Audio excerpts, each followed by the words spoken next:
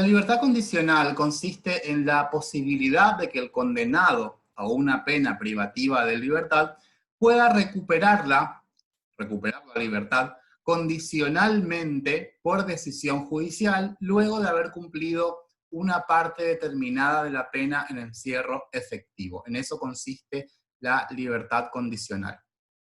Es una suspensión parcial de la privación de la libertad que tiene lugar durante un periodo de prueba que, de ser exitosa, tiene como consecuencia la extinción definitiva del resto de la pena privativa de libertad que estaba pendiente de cumplimiento. ¿Por qué? Porque el condenado ha cumplido solamente una parte del encierro efectivo y lo que resta por cumplir lo va a cumplir en libertad. Es decir, si el condenado cumple con todas las condiciones favorablemente, se va a extinguir la parte de la pena que le quedaba por cumplir. El condenado, por supuesto, va a quedar sujeto a una serie de restricciones, por lo cual la doctrina entiende que la libertad condicional se trata de una forma de cumplimiento de la pena.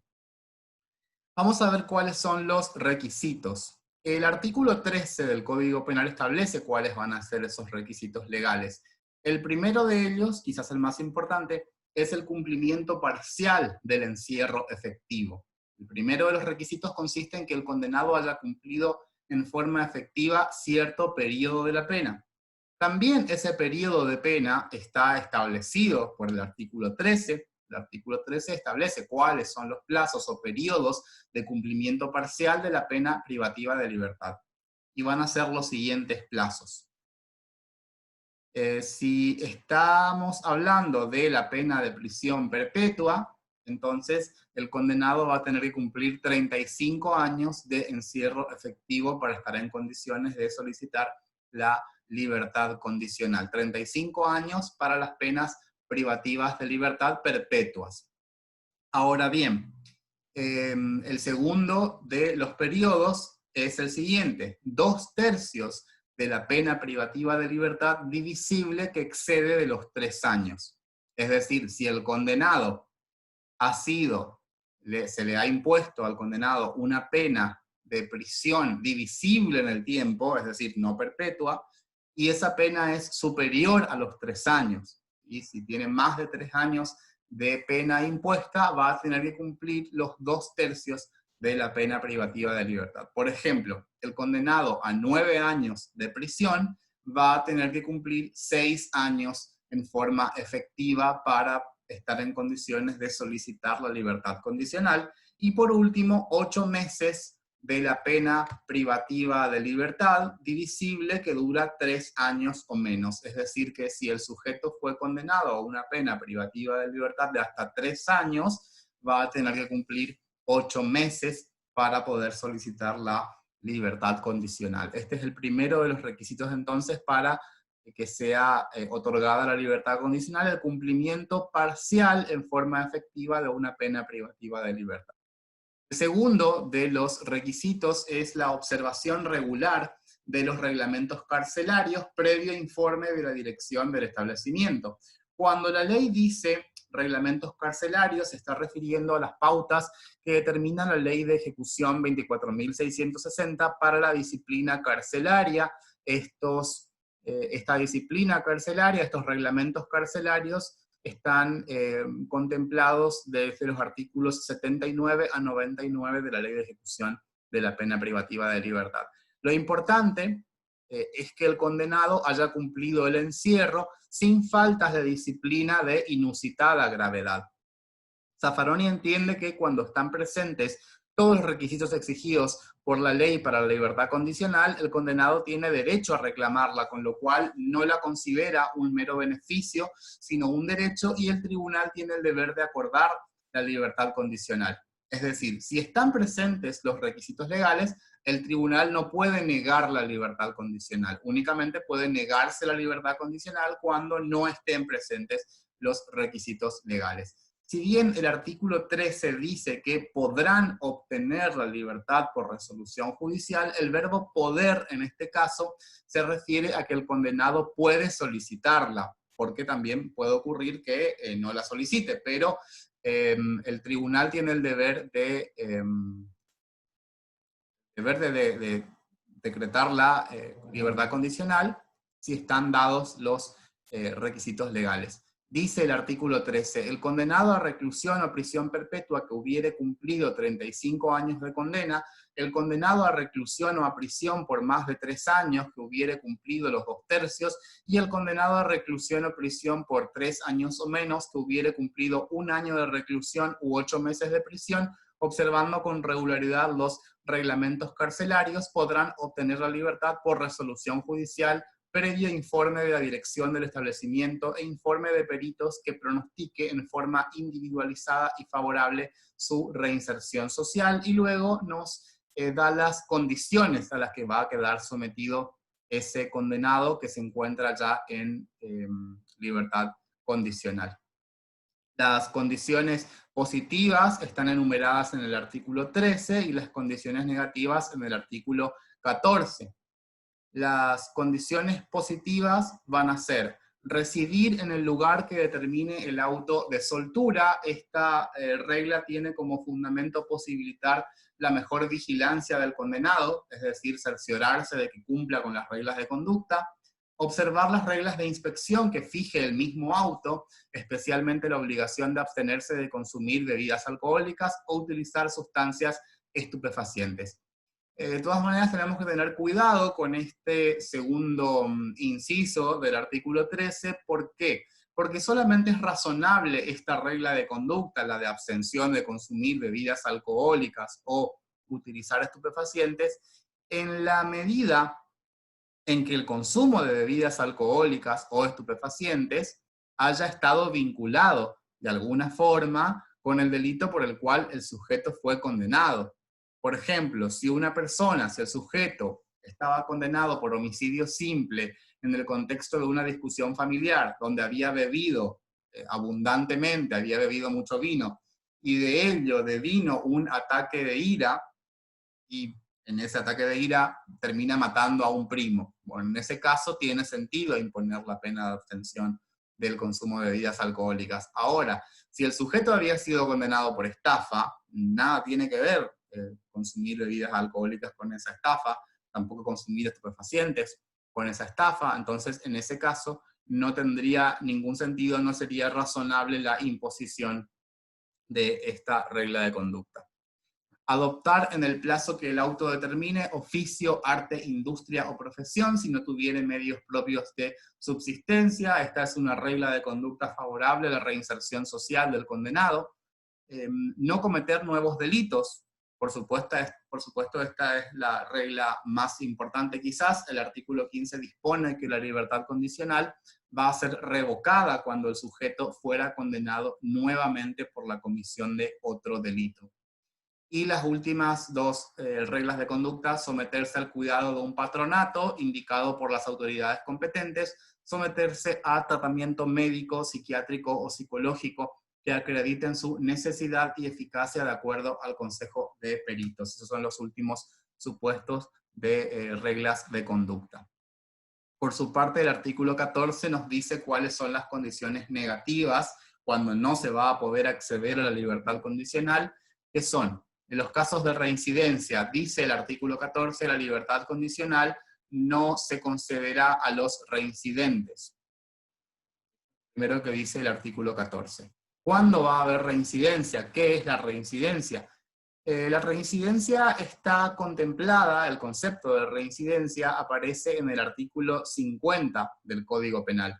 Dice: habrá reincidencia siempre que quien hubiera cumplido total o parcialmente una pena privativa de libertad impuesta por un tribunal del país cometiere un nuevo delito punible también con esa clase de pena. Entonces, ¿cuándo una persona es reincidente? Cuando ha cumplido total o parcialmente una pena privativa de libertad. Este cumplimiento tiene que ser un cumplimiento efectivo. No puede ser un cumplimiento en suspenso, que vamos a ver en qué consiste cuando estudiemos condenación condicional. El sujeto ha sido condenado a una pena privativa de libertad y ha cumplido una parte de la misma en encierro efectivo, por lo menos una parte. También si la cumple, por supuesto, en su totalidad. y una vez que ha cumplido en forma total o parcial ese encierro efectivo, sale de la cárcel y vuelve a cometer un delito punible también con la pena de prisión. Vuelve a comete un robo, por ejemplo. Aunque no cometa el mismo delito, reincidencia no quiere decir cometer exactamente el mismo delito, sino que el propio código dice cometer un delito punible también con esa clase de pena. Bien, quiere decir punible con pena privativa de libertad. Allí una persona es reincidente. De todas maneras, el mismo Código Penal incurre en una contradicción, porque luego, cuando regula la multirreincidencia, establece que ahí sí se puede acceder a la libertad condicional. Entonces hay una contradicción allí de que nos está diciendo el 14 que el reincidente no puede acceder a la libertad condicional, pero el artículo 53 dice que el multireincidente, donde hay todavía más casos de reincidencia, si la reincidencia es múltiple en esos casos, dice que ahí sí puede obtener la libertad condicional. Entonces hay una contradicción en este sentido respecto de nuestro Código Penal. El artículo 14 del Código también establece cuáles son los delitos que no admiten la libertad condicional, y aquí vamos a ver que existen muchos delitos que no la admiten. Esto es producto de una reforma del año 2017 por parte de la ley 27.375. Vamos a ver que hay muchísimos delitos que ahora no admiten la libertad condicional.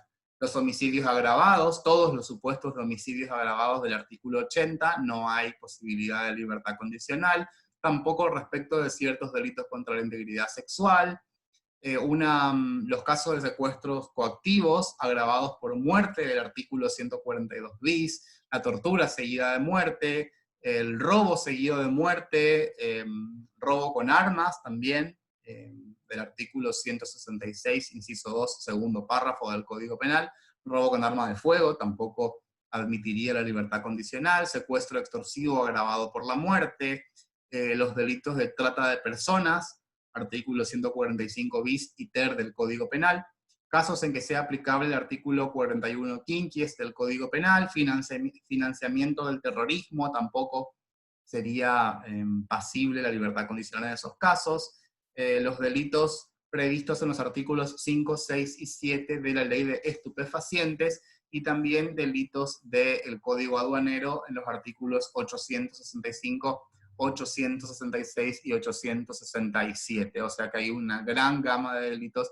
que no admiten la libertad condicional, a pesar de que existen ciertos planteos de inconstitucionalidad respecto de esas restricciones. Hay algunos autores que dicen que es inconstitucional restringir la libertad condicional respecto de la clase de delito que se trate, y estos autores parten de una premisa que no es del todo equivocada, donde nos dicen, bueno, o tenemos libertad condicional para todos, o no tenemos libertad condicional para nadie. Podríamos derogar la libertad condicional, no habría problema en ese sentido, no tenemos un compromiso internacional que nos obligue a que exista la libertad condicional. De hecho, hubo proyectos de reforma donde se eliminaba la libertad condicional. En el año 2013 se presentó un proyecto de reforma del Código Penal donde la libertad condicional ya no existía.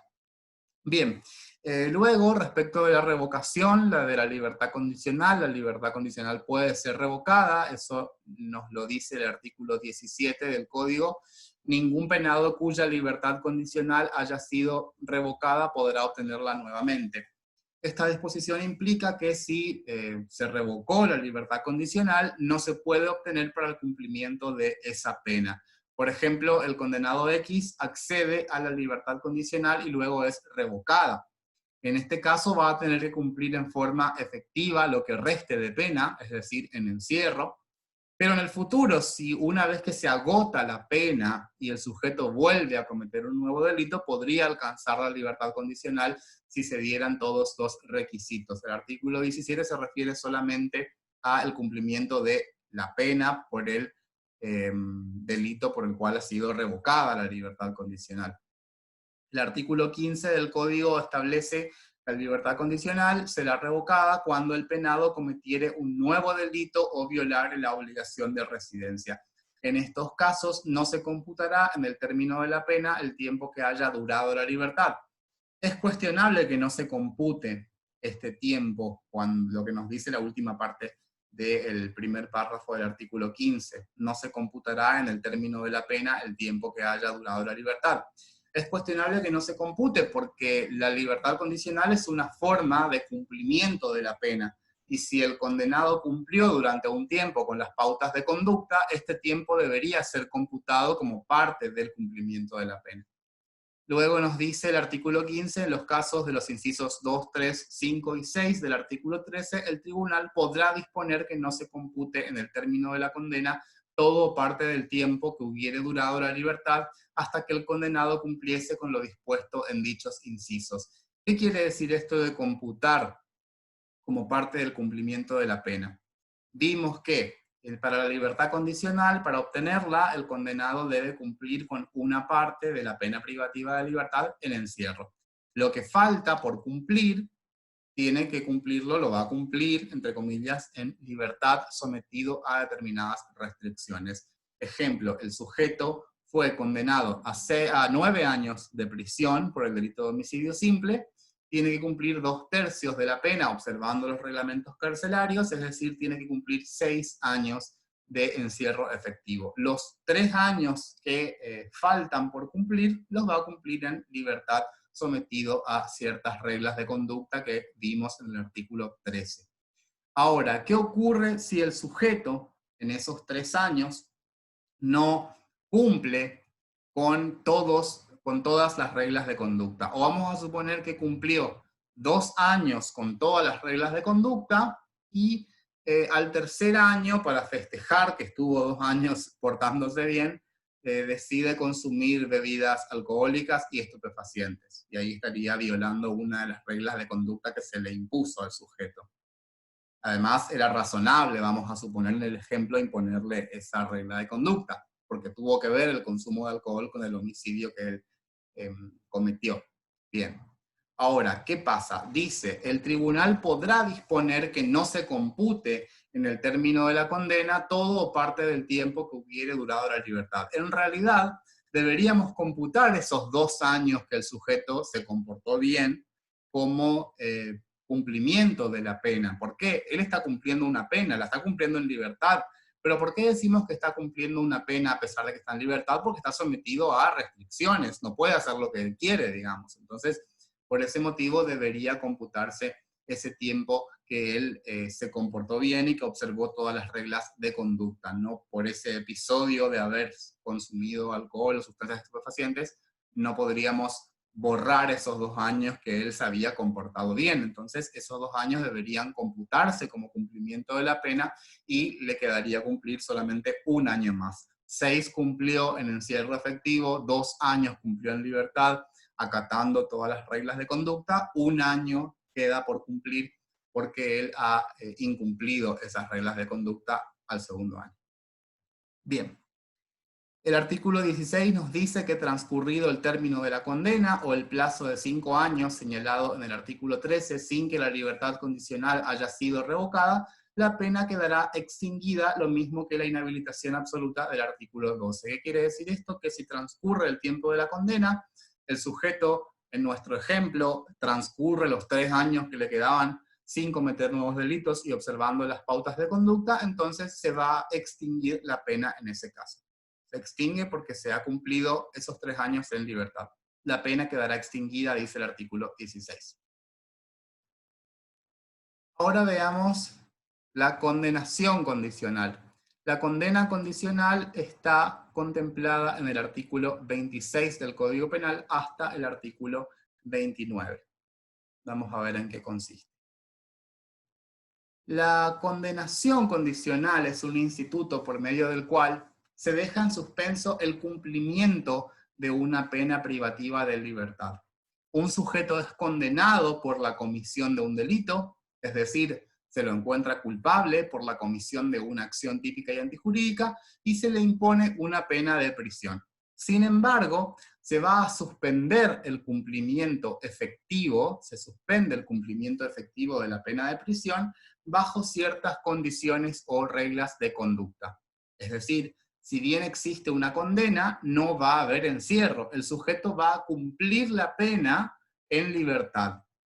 El sujeto es condenado, esto lo repito, se lo condena, pero no va a haber cumplimiento efectivo, sino que va a haber un cumplimiento condicional o vamos a dejar la pena en suspenso. ¿Sí? Eso quiere decir condenación condicional.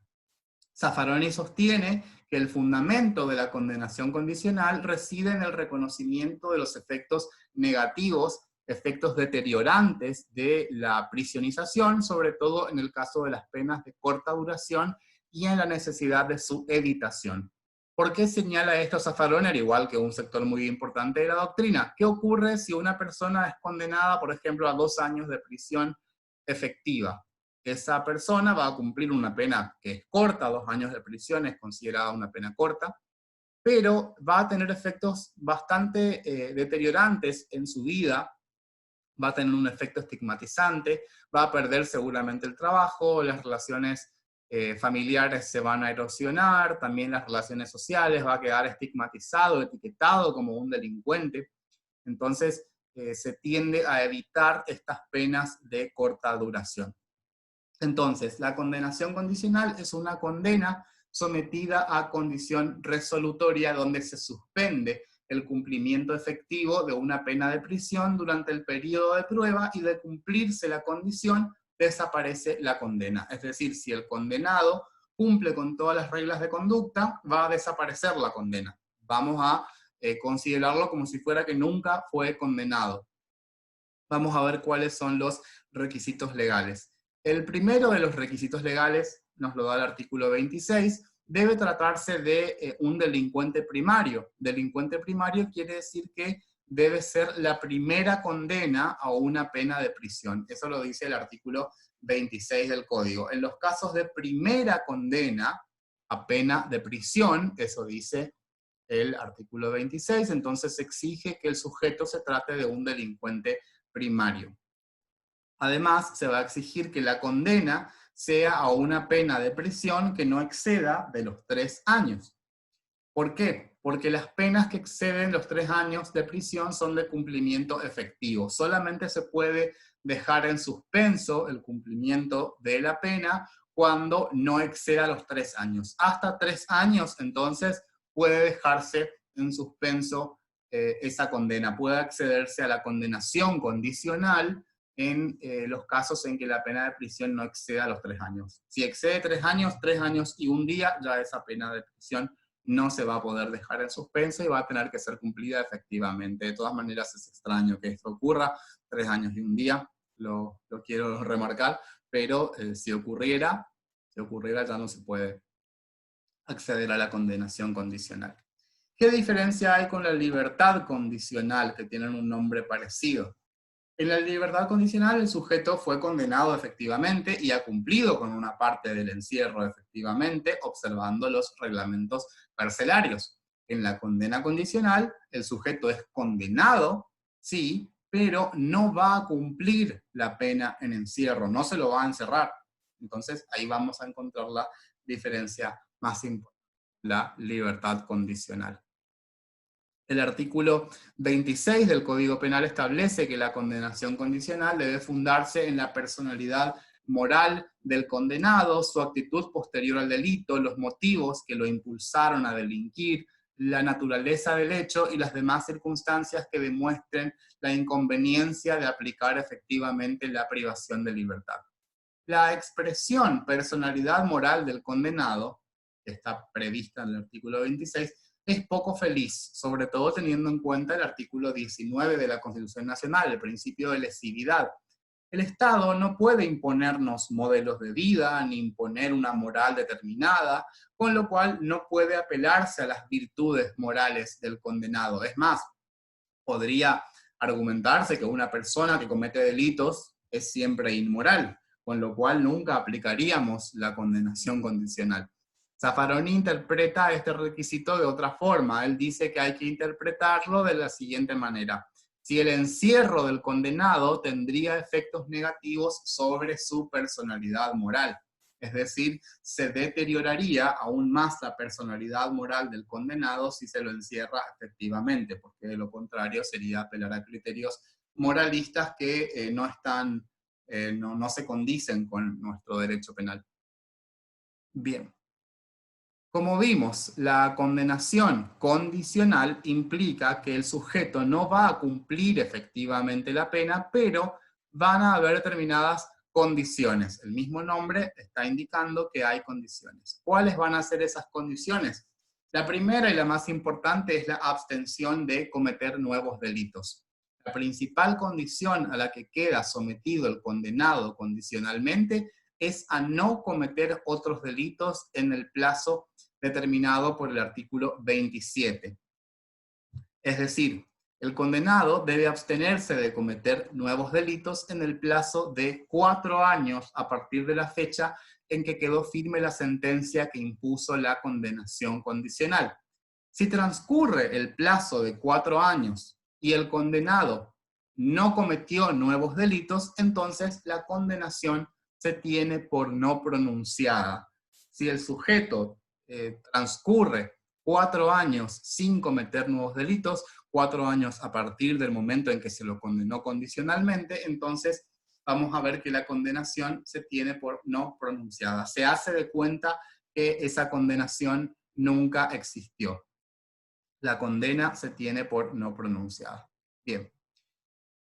¿Qué quiere decir esto? Vamos a ver el siguiente cuadro. Vamos a suponer que hoy, 10 de noviembre del 2020, se condena a una persona a la pena de 3 años de ejecución condicional, 3 años de prisión de ejecución condicional. Si el sujeto no comete nuevos delitos hasta el 10 de noviembre del año 2024, es decir, estuvo 4 años sin cometer nuevos delitos, entonces la pena se tiene por no pronunciada. Le vamos a cambiar ese nombre de sentencia a pena que se tiene por no pronunciada. La sentencia, por supuesto, no se puede decir que no se pronunció, la sentencia existe como tal, pero vamos a hacer de cuenta que nunca fue penado ese sujeto. Tiene ese efecto la condenación condicional si el sujeto estuvo 4 años sin cometer nuevos delitos. A partir de la primera condenación condicional, entonces la pena se tiene por no pronunciada. Y cuando decimos que la pena se tiene por no pronunciada, entendemos que el sujeto recupera su estado de delincuente primario. Vamos a suponer que el sujeto estuvo 4 años sin cometer nuevos delitos. Hasta el 10 de noviembre del año 2024, el sujeto no cometió nuevos delitos, entonces la pena se tuvo por no pronunciada. ¿Sí? Nunca se lo penó, nunca se lo condenó.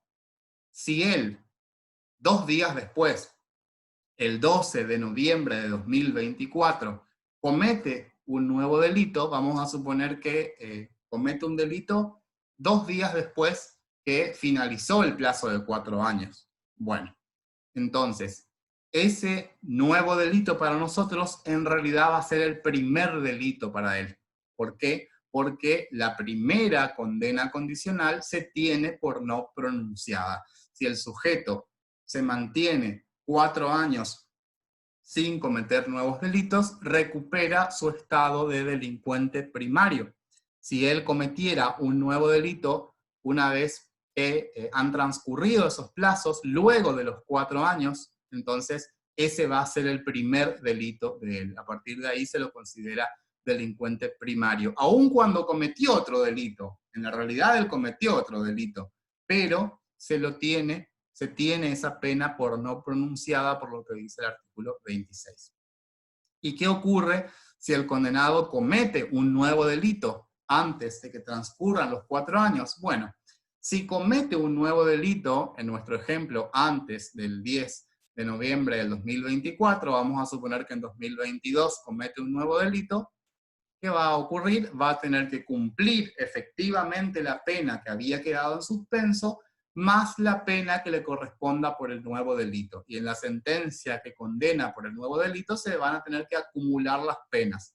Por ejemplo, un sujeto fue condenado a la pena de 3 años de prisión en suspenso por el delito de homicidio culposo. 1 año después vuelve a cometer otro delito. Por ejemplo, comete una estafa.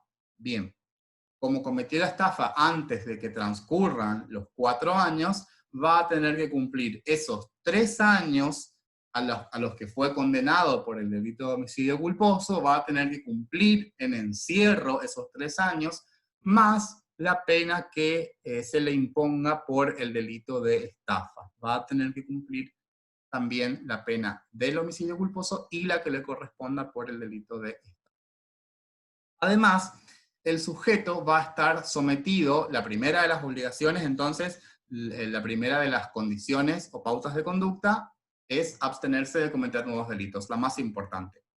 Además, el sujeto va a estar sometido a las reglas de conducta del artículo 27 bis, y este régimen guarda cierta afinidad con las reglas de conducta para la libertad condicional. Vamos a ver que el artículo 27 bis nos dice: al suspender condicionalmente la ejecución de la pena, el tribunal deberá disponer que durante un plazo que fijará entre 2 y 4 años, según la gravedad del delito, el condenado cumpla todas o alguna de las siguientes reglas de conducta, en tanto resulten adecuadas para prevenir la comisión de nuevos delitos, y a partir de allí hay 8 incisos del artículo 27 bis que nos van detallando todas las pautas de conducta que pueden ser impuestas al sujeto, como por ejemplo fijar residencia, someterse al cuidado de un patronato, abstenerse de concurrir a determinados lugares o relacionarse con determinadas personas, abstenerse de usar estupefacientes o de abusar de bebidas alcohólicas. En este sentido es válido lo que dijimos respecto de la libertad condicional, solamente cuando el consumo de estupefacientes o bebidas alcohólicas haya tenido cierta relación con el delito por el cual el sujeto fue condenado. Y así hay varias reglas más en el artículo 27 bis del Código Penal.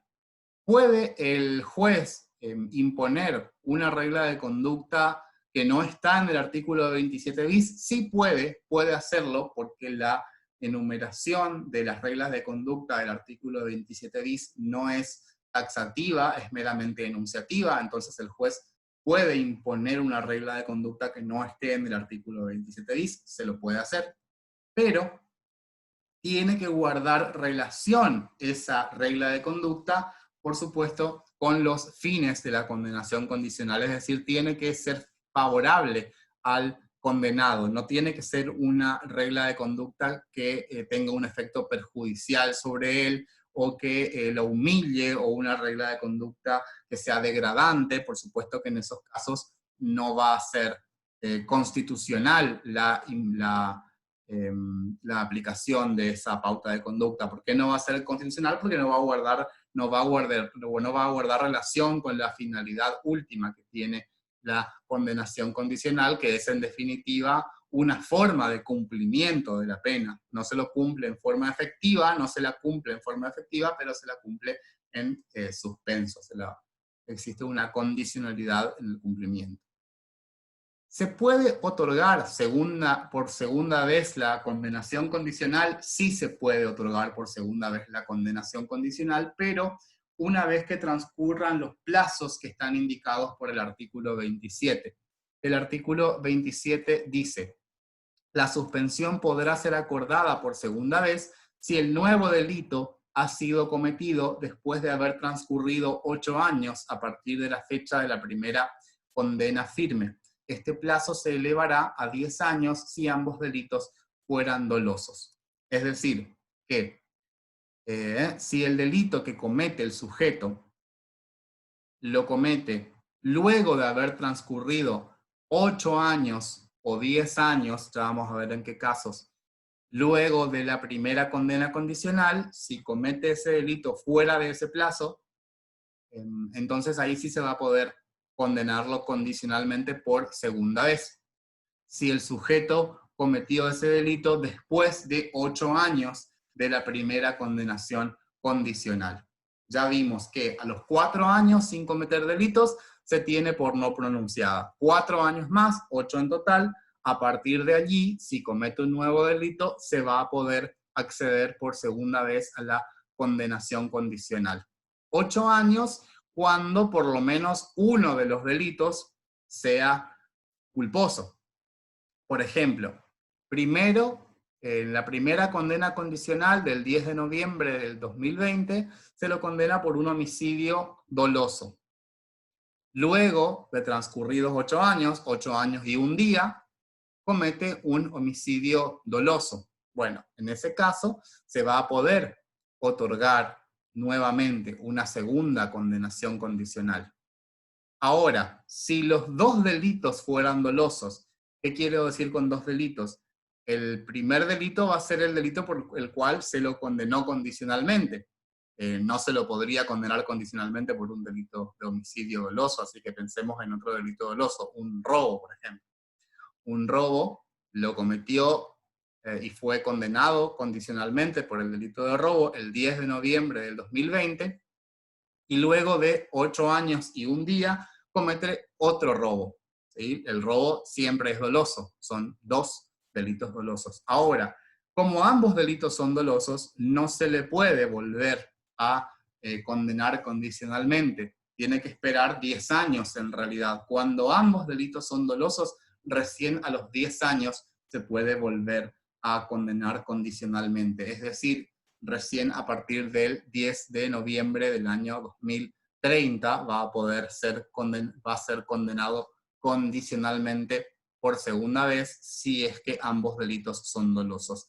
Ambos delitos me refiero al primero por el cual fue condenado condicionalmente y el segundo cometido.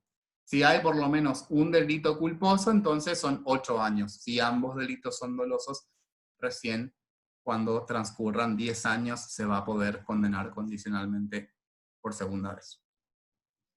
La suspensión del juicio a prueba, también denominada probation por su origen anglosajón, está regulada en nuestro Código Penal en los artículos 76 a 76 ter. ¿En qué consiste la suspensión del juicio a prueba? Para poder comprender en qué consiste, tenemos que conocer cuáles son las etapas de un proceso penal. En general, más allá de los distintos sistemas procesales, acusatorio, inquisitivo o mixto, un proceso penal está dividido en dos etapas. Una etapa que es preparatoria, una etapa que es predominantemente escrita, esto ya va a depender de cada uno de los sistemas, sea acusatorio, sea inquisitivo, y una segunda etapa que es una etapa exclusivamente oral, que es el debate, que es el juicio oral. La primera etapa suele denominarse instrucción o investigación fiscal preparatoria, también eso depende del modelo procesal penal. La segunda etapa es la misma prácticamente para todos, juicio oral o debate es lo mismo. Bien, ¿qué es lo que se suspende en esta forma, en este instituto? El juicio oral. Eso es lo que se va a suspender. A diferencia de la condena condicional, donde el sujeto es juzgado y condenado, en la probation lo que se hace es suspender el juicio. Por eso el mismo nombre indica suspensión del juicio a prueba. Al sujeto no se lo va a juzgar siquiera, mucho menos condenar. No puede haber condena si no hay un juicio previo. Eso es lo que ocurre en la probation o suspensión del juicio a prueba, y tenemos que aprender a diferenciar de las otras instituciones que hemos visto hoy. En la libertad condicional, el sujeto ha cumplido una parte de la pena, ha sido condenado, ha sido juzgado, condenado, ha cumplido una parte de la pena en encierro efectivo, y la siguiente parte que le resta la va a cumplir en libertad.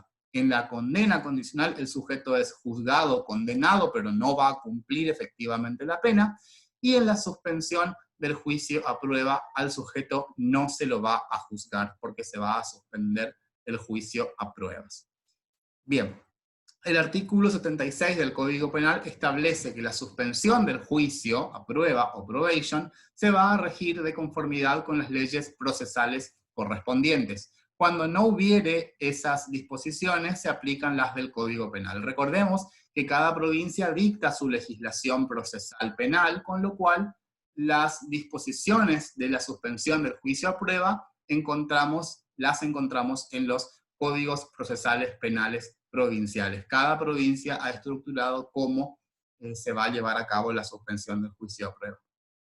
En este instituto se suspende el juicio, es decir, el debate oral, no llega a dictarse sentencia condenatoria porque no se celebra el juicio, se lo suspende bajo ciertas condiciones, a diferencia de la condena condicional, donde lo que se suspende es el cumplimiento de la pena. En la condenación condicional sí se celebró el juicio y se dictó sentencia condenatoria. En líneas generales, esta modalidad de proceso especial consiste básicamente en la suspensión del juicio por un periodo determinado, dentro del cual el imputado debe reparar el daño en la medida de lo posible y cumplir las reglas de conducta que se le impongan a modo de prueba. El imputado solicita que no se realice el juicio y como contrapartida de ello se compromete a hacerse cargo de la reparación del daño en la medida de sus posibilidades, sin que ello implique confesión ni reconocimiento de la responsabilidad civil, y a cumplir las reglas de conducta que le fueran impuestas por el tiempo que judicialmente se determine. Bien, vamos a ver los distintos requisitos que son exigidos por la ley para que proceda la suspensión del juicio a prueba. Vamos a ver el artículo 76 bis del Código Penal. El artículo 76 bis del Código dice: el imputado de un delito de acción pública reprimido con pena de reclusión o prisión cuyo máximo no exceda de 3 años, podrá solicitar la suspensión del juicio a prueba. En caso de concurso de delitos, el imputado también podrá solicitar la suspensión del juicio a prueba si el máximo de la pena de reclusión o prisión aplicable no excediese de 3 años. Entonces, acá vamos a ver una similitud con la condenación condicional.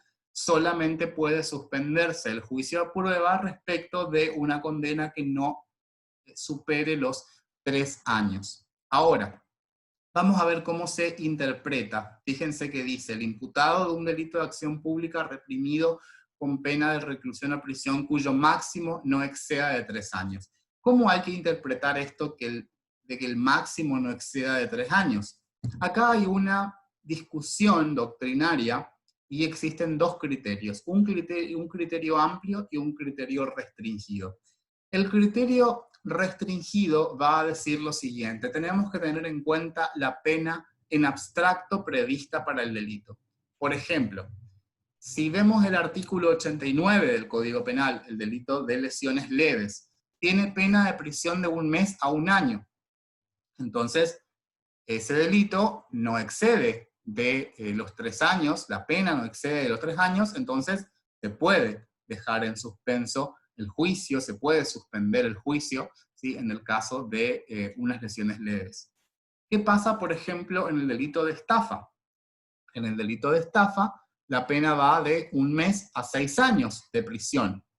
En este caso, pareciera ser que no se puede suspender el juicio a prueba en el caso de una estafa, porque el código dice cuyo máximo no exceda de 3 años. Y acá excede de 3 años el máximo de la escala penal prevista para el delito de estafa, porque hasta 6 años tiene previsto el delito de estafa, 6 años de prisión.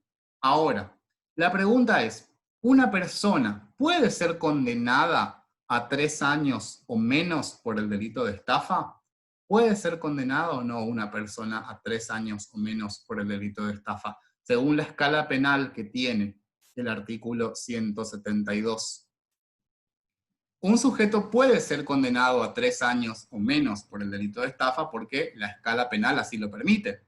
Entonces, el criterio amplio va a decir: no, hay que tener en cuenta la pena en concreto que le puede llegar a ser asignada, la pena que le puede llegar a corresponder a este sujeto. Entonces, si al sujeto le puede corresponder una pena de 3 años o menos, entonces es aplicable, es posible aplicar la suspensión del juicio a prueba, y es ese el criterio hoy en día mayoritario. Hay que tener en cuenta la pena que se le podría llegar a imponer eventualmente al sujeto, no la escala penal en abstracto, porque de lo contrario no podríamos aplicar por una estafa la suspensión del juicio a prueba. Hay que ver la pena en concreto. En ese caso sí se puede suspender el juicio a pruebas en el caso de la estafa, porque al sujeto le podría corresponder una pena de 3 años o menos de prisión. Bien. Además, este criterio amplio tiene una base legal, porque el artículo 76 bis, en su 4º párrafo, establece como condiciones que, si las circunstancias del caso permitieran dejar en suspenso la condena aplicable, es decir, si fuera procedente una condena condicional. La condena condicional es procedente respecto de las penas de prisión de hasta 3 años, inclusive 3 años o menos. Y además se exige, por supuesto, el consentimiento del fiscal. Tiene que haber acuerdo del fiscal para que proceda la suspensión del juicio a prueba. Bien, veamos las condiciones de procedencia que son positivas y negativas. Positivas algunas, negativas las otras. La primera de las condiciones de procedencia positivas es el ofrecimiento de reparación de parte del imputado.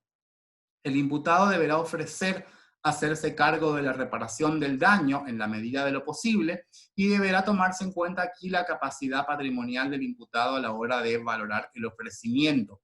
El imputado solicita que se suspenda el juicio y ofrece reparar el daño en la medida de lo posible. Además, si el delito o alguno de los delitos que integran el concurso estuviera reprimido con pena de multa, el imputado tiene que pagar el mínimo de la multa correspondiente. Si hubiere, hay delitos que no tienen prevista la pena de multa, si el sujeto cometió un delito que además tiene prevista la pena de multa, tiene que pagar el mínimo de la multa. Además, exige el abandono de bienes. El imputado deberá abandonar en favor del Estado los bienes que presumiblemente resultarían decomisados en caso de que recayera condena. Recordemos que el decomiso es una pena accesoria que implica la pérdida de los instrumentos del delito, así como los efectos provenientes del delito. El decomiso está en el artículo 23 del Código Penal. Por ejemplo, si es que un sujeto utilizó un arma de fuego para llevar a cabo el robo, entonces en ese caso tiene que abandonar ese bien, tiene que abandonar el arma de fuego en favor del Estado. Veamos ahora las condiciones negativas. Funcionario público en ejercicio de sus funciones. No procede la suspensión del juicio a prueba cuando un funcionario público en el ejercicio de sus funciones hubiese participado en el delito. En este caso, no vamos a ver, no puede haber suspensión del juicio a prueba, es una condición negativa. Tampoco procede la suspensión del juicio a prueba respecto de los delitos reprimidos con pena de inhabilitación, y tampoco los delitos comprendidos en las leyes 22.415 y 24.769. Dice el Código, tampoco procederá la suspensión del juicio a prueba respecto de los ilícitos reprimidos por las leyes 22.415, esos son los delitos de contrabando, ese es el Código Aduanero, y la ley 24.769 tiene el régimen penal tributario, contempla el régimen penal tributario y sus respectivas modificaciones. ¿Por cuánto tiempo se suspende el juicio? El tiempo de la suspensión del juicio será fijado por el tribunal entre 1 y 3 años, según la gravedad del delito, y el tribunal va a establecer cuáles van a ser las reglas de conducta que deberá cumplir el imputado conforme las previsiones del artículo 27 bis. Es decir, las reglas de conducta para la condenación condicional también son aplicables a la suspensión del juicio a prueba. Tenemos que buscar en el artículo 27 bis cuáles son esas pautas de conducta. Durante este tiempo, durante el tiempo que se suspenda el juicio, se va a suspender también la prescripción de la acción penal. La suspensión del juicio puede ser revocada, puede ser dejada sin efecto si con posterioridad se conocieran circunstancias que modifiquen el máximo de la pena aplicable o la estimación acerca de la condicionalidad de la ejecución de la posible condena. Por ejemplo, si se conociera una agravante de forma tal que la eventual condena excederá de los 3 años, si es que en principio se está investigando un hecho por una figura penal en su figura básica, y luego se descubre que en realidad existió una agravante, y con esa agravante excede los 3 años la pena que le podría llegar a tocar, la pena que podría llegar a serle impuesta. Entonces, en este caso se puede revocar. Además, se extingue la acción penal. Es una forma de extinción de la acción penal la suspensión del juicio a prueba si durante el tiempo fijado por el tribunal el imputado no comete un delito, repara los daños en la medida ofrecida y cumple con las reglas de conducta establecidas. En ese caso se extingue la acción penal. Por ejemplo, al sujeto que presuntamente ha cometido un homicidio culposo, se suspende el juicio a prueba durante el periodo de, no sé, 3 años, se suspende el juicio. y en esos 3 años el sujeto cumplió todas las reglas de conducta, reparó los daños en la medida de lo posible, en ese caso se va a extinguir la acción penal. Si no lo hiciere así, se va a llevar a cabo el juicio. Al sujeto lo vamos a juzgar por ese homicidio culposo. No se olviden que acá no hay condena porque tampoco hubo juicio. Si es que no cumpliere con esas pautas de conducta, se lleva a cabo el juicio y dice el código que si el imputado fuera absuelto, se le van a devolver los bienes abandonados en favor del Estado y la multa pagada. Eso es lo que establece también el artículo 76 del Código Penal. Bien, entonces, en conclusión, en la suspensión del juicio a prueba, lo que ocurre es que se va a suspender el debate oral. Eso es lo que se suspende en este caso. El sujeto no se lo juzga y se lo deja sometido a ciertas pautas de conducta determinadas en el artículo 27 bis.